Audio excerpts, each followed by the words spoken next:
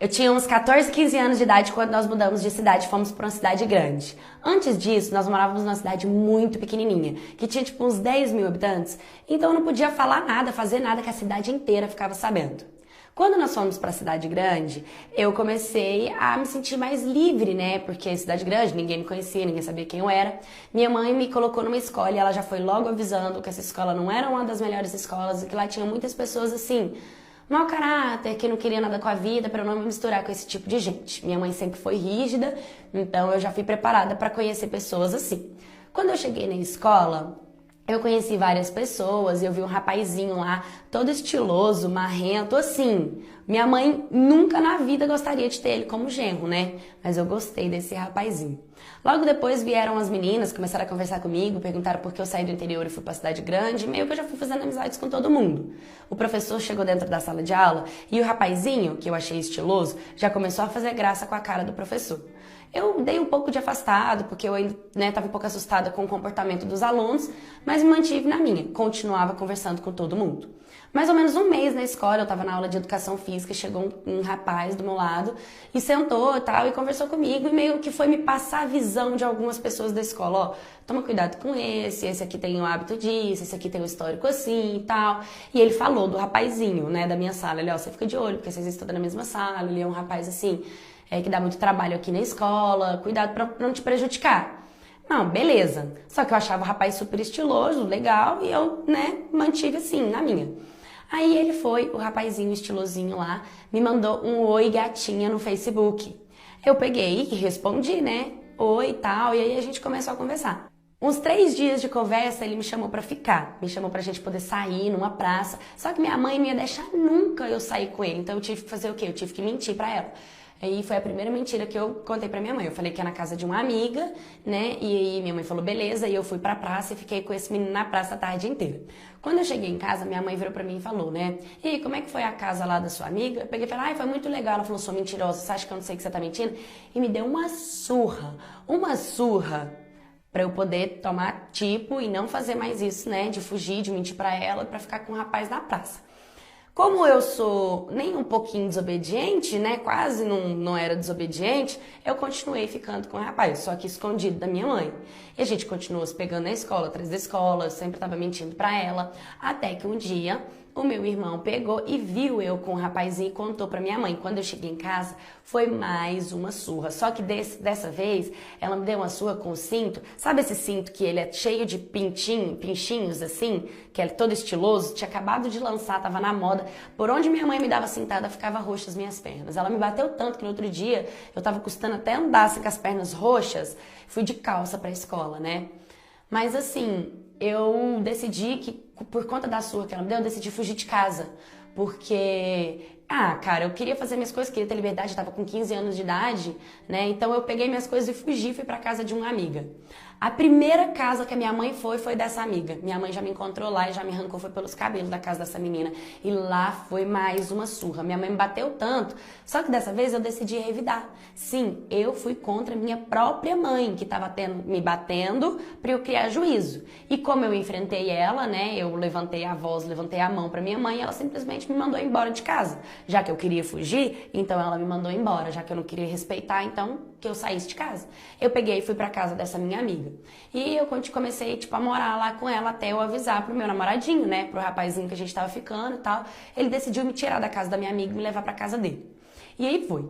Só que quando a gente chegou lá, morava ele e o pai dele. O pai dele é um alcoólatra, um bêbado. E todos os dias chegava fedendo cachaça, sabe? E, tipo assim, eu me tornei a escrava da casa. Eu tinha que fazer tudo, eu tinha que arrumar tudo, tinha que organizar tudo e caladinha, porque eu tava morando de favor na casa dos outros. O pai dele vivia dando em cima de mim e o meu namorado não tava nem aí. Parece que ele até queria, sabe, que eu ficasse com o pai. Ele não se importava com isso. Muitas das vezes eu ficava assim trancada dentro do quarto até meu namorado chegar, porque eu tinha um pouco de medo do pai dele, sabe? Até que foi um tempinho, assim, já tava uns 2 meses lá. Eu saí da escola porque eu tinha medo da minha mãe na escola me bater, né? Meu namorado também saiu da escola. Então, assim, eu tava bem perdida na vida. Aí teve um dia que eu tava em casa e aí o pai do meu namorado chegou da rua, tava bem bêbado e ele entrou dentro do quarto e ele veio pra cima de mim pra me alisar e ali a gente começou uma discussão, comecei a falar pra ele parar e ele começou a ficar em cima de mim. E ele veio pra cima de mim pra me alisar e ali a gente começou uma discussão, comecei a falar pra ele parar e ele começou a ficar em cima de mim. Eu comecei a chorar, meu namorado chegou, o pai dele saiu assustado de dentro do quarto e eu tava chorando e meu namorado chegou bêbado e drogado. E ele virou pra mim e falou, né? Por que você tá chorando e tal? E ele já começou a brigar, porque a gente brigava por tudo. E aí, como ele não sabia o que tinha acontecido, e eu não tinha liberdade de contar pra ele o que o pai dele tinha feito, ele desceu e deu um tapão na minha cara. Foi a primeira vez que ele me bateu, né? E a partir dali, foi constante. Qualquer coisinha que a gente falava, qualquer briga que a gente tinha, ele me agredia, ele me batia e eu comecei a viver dentro dessa situação. E eu passei por isso mais ou menos uns 6 meses até descobrir que ele estava traficando. Eu mexi na mochila dele, encontrei drogas, né? E aí eu fui questioná-lo, fui falar pra ele, por que você tá usando droga? Para com isso e tal. E lá se foi mais um tapa na cara. E aí desde então só foi assim, me agredindo, sabe? Até que um dia ele saiu, o pai dele saiu, eu liguei pra um amigo, falei, não aguento mais viver nessa situação, me ajuda a sair daqui? Aí essa minha amiga foi lá na casa do meu namorado, me pegou e pegou tudo que era meu e ele levou embora pra casa dela. Quando meu namorado chegou em casa e viu que eu não estava lá, ele surtou. Ele começou a me ligar, ele começou a falar um monte de coisa e ele começou a se ameaçar. Ele começou a falar que se eu não voltasse com ele, ele ia se matar, que ele precisava de mim, que ele me amava. Assim, ele começou a falar um monte de coisa implorando para eu voltar.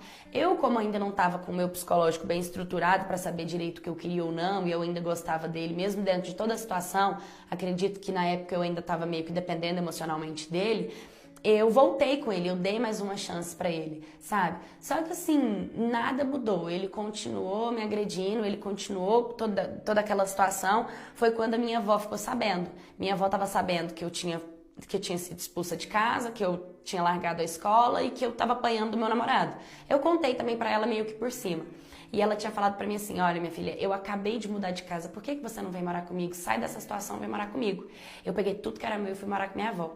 Só que lá na casa da minha avó, era outros 500, né? Lá eu tinha ordem, lá a coisa era rígida. E como eu não queria desobedecer minha avó pra não perder essa oportunidade de sair da onde eu tava, então eu obedecia bem mais ela. Só que eu continuei namorando. Só que o meu namorado não gostava das exigências da minha avó, do horário que eu tinha pra entrar, que eu tinha pra sair, de onde eu podia ir, de onde eu não podia. Então, um dia ele pegou e falou que queria conversar comigo.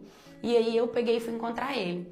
E tipo, ele me levou numa biqueira onde tinha um barracão lá, uma casa velha, caindo nos pedaços. E não tinha ninguém lá. E ele começou a conversar comigo. Pra ser sincera com vocês, eu não sei nem explicar o que ele tava falando, porque parece que ele tava tão drogado que ele tava falando coisa com coisa, sabe? E ali ele começou a me agarrar, querer ficar comigo, tirar minha roupa. E eu não, sai. E a gente começou assim, a meio que brigando, assim, tipo, me solta e tal. E ele começou a tirar minha roupa, enfim. Ele conseguiu fazer o que queria comigo, né? Ele ficou comigo e me xingou de tudo quando ele terminou, sabe? Tipo, ele terminou de se satisfazer e me empurrou e começou a me xingar de tudo, de tudo.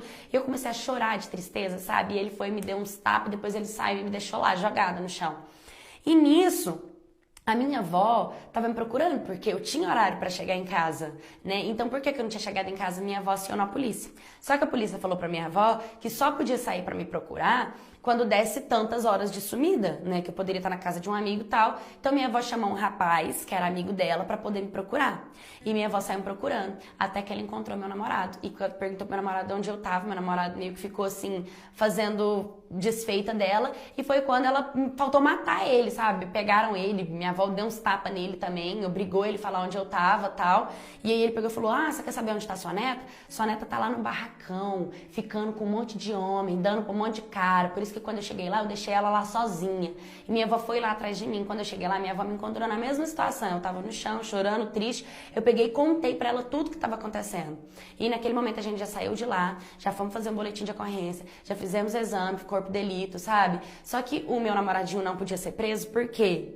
Porque ele era menor de idade, né? E aí eu peguei e voltei pra casa da minha avó. Nisso, passou um tempo, eu descobri que estava grávida. Eu fiz o teste de farmácia, descobri que estava grávida. Eu liguei pra ele. Ele falou, vem aqui pra gente conversar. E lá foi eu de novo, na porta da casa dele. Quando eu cheguei lá, ele começou a me espancar.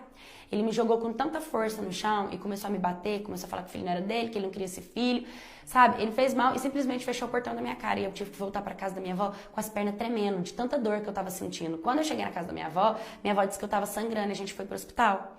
Chegamos lá no hospital, a gente fez os exames, o médico disse que eu estava grávida de 10 semanas, porém, por conta da queda, por conta da força que eu fui jogada no chão e das pancadas, eu tinha perdido meu bebê, né? E aí eu peguei e voltei pra casa. Bom, a partir dali eu já realmente não quis mais nada, não quis falar com o pai dessa criança, não quis saber mais dele, sabe? Eu tentei usar toda essa história, porque, gente, eu me coloquei dentro dessa situação. Fui eu que desobedeci minha mãe, fui eu que me envolvi com uma pessoa que minha mãe desde o início falou pra eu não me envolver, fui eu que quis fugir de casa, fui eu que quis mudar pra dentro da casa dele, sabe? Fui eu que me coloquei nessa situação, então eu sabia que, de certa forma, eu estava colhendo tudo que eu tinha plantado.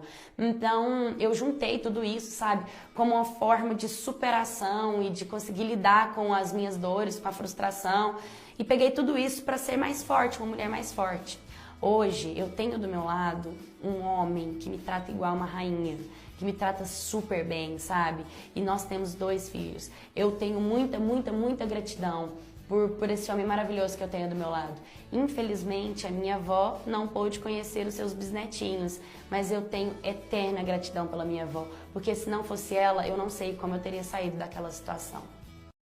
Oi, comidas que não é possível que só eu odeio. Primeira, azeitona. Nossa, eu tenho um ódio desse treco. É ruim. Ponto, é ruim. E as pessoas colocam azeitona em todo lugar. Tem azeitona no empadão, tem azeitona no arroz, tem azeitona na pizza, tem azeitona na azeitona. Segunda coisa, caldo verde, sopa, canja. Muito ruim, sem condições. É tipo suco salgado com pedaços. Se eu chego na tua casa e tu me oferece canja, eu vou me ofender. Terceira coisa, geleia de mocotó. Só o cheiro desse negócio já embrulha o meu estômago, tô falando sério. Se eu coloco geleia de mocotó na minha boca, imediatamente eu entro em coma. Próxima coisa, batata doce. Eu sei que faz bem pra saúde, mas não desce, gente. Pepino.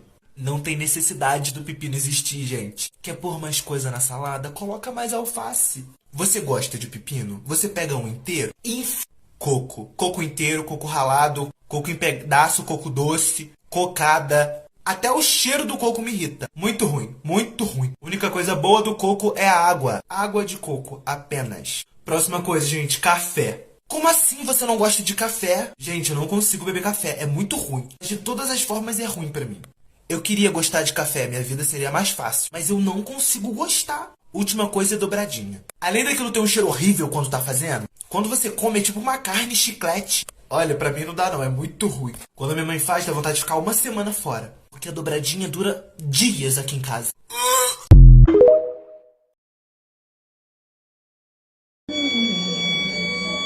Amigo, me empresta esse lápis aí. Tá, só que não é meu não, é da Júlia. Que foi? Não, nada não. Você não gosta dela? Não, não é que eu não gosto. Às vezes é só a vibe que não bateu e tal. Ah, eu não gosto muito dela não. Nem eu odeio ela. É mesmo? Por quê? Porque ela vive se entrando na conversa dos outros. Lá no boqueirão ela quer ser a boazona. Aham, e ela é cheia de postar indiretinha no status. Agora lavar aquele cabelo refedido dela, ela não quer lavar.